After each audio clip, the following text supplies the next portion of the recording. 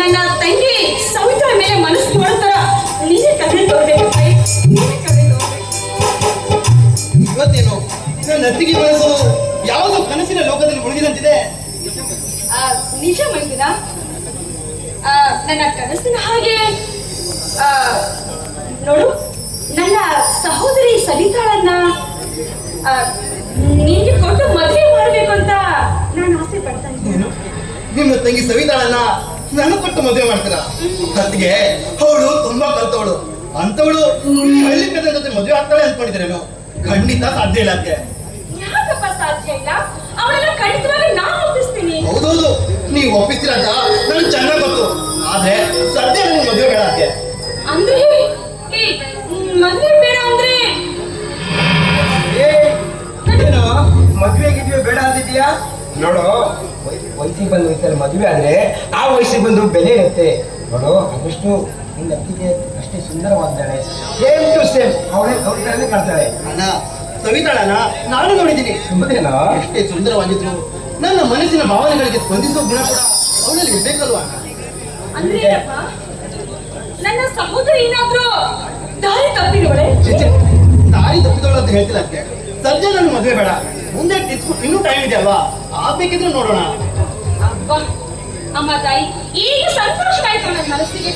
ಸದ್ಯ ಈಗ ಬೇಡ, ಮುಂದಾದ ಒಂದು ದಿವಸ ಅವ್ರ ಮದುವೆ ಆಗ್ತೇನೆ ಅನ್ನೋ ಮಾತು ಹೇಳಿದಾರ, ಅಷ್ಟು ಸಾಕು, ಸಮಾಧಾನ ಆಯ್ತು. ಇರ್ಲಿ ಬಿಡಿ.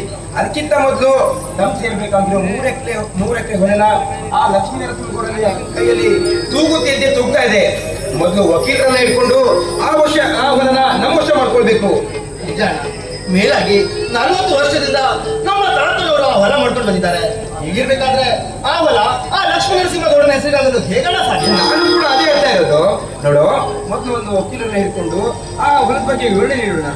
ಅಣ್ಣ, ಒಂದು ವೇಳೆ ಆ ಜಮೀನು ಏನಾದರೂ ನಮಗೆ ಸಿಗ್ಲಿಲ್ಲ ಅಂದ್ಕೋ, ನಮಗೆ ಅನ್ಯಾಯ ಮಾಡೋದು ಹಸುರ ಅಟ್ಟಹಾಸಕ್ಕೆ ಅಂತ್ಯ ಆಗ್ತದೆ.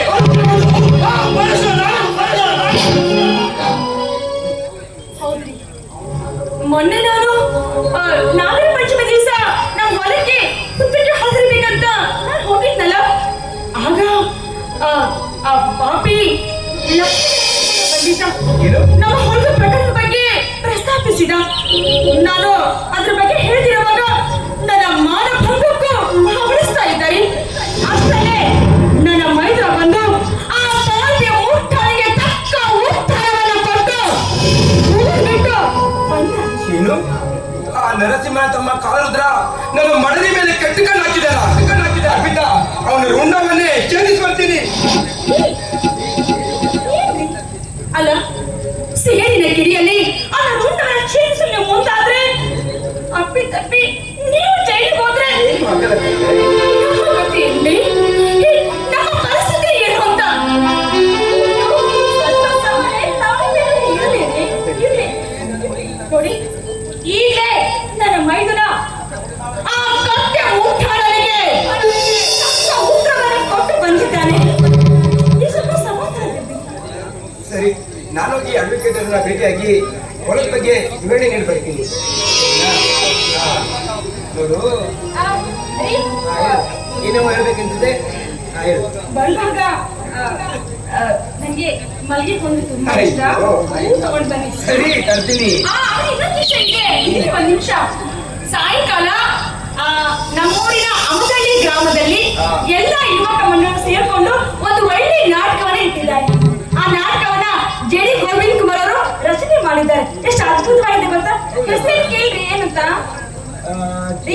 ಕೇಳಿ ನಾನು ಹೇಳ್ತೀನಿ. ಹೆತ್ತವರ ಒಡಲು ಕಣ್ಣೀರಿನ ಕಡಲು. ತುಂಬಾ ಅದ್ಭುತವಾಗಿದೆ ನೋಡಿ. ನೀವು ಲೇಟ್ ಮಾಡ್ಕೊಂಡು ನಾಟಕ ಕರ್ಕೊಂಡು ಹೋಗಿಲ್ಲ, ರಾತ್ರಿ ಅಡಿಗೆ ಕ್ಯಾನ್ಸಲ್. ಹೌದಣ್ಣ, ಈ ನಾಟಕ ತುಂಬಾ ಚೆನ್ನಾಗಿದೆ ಅಂತೆ.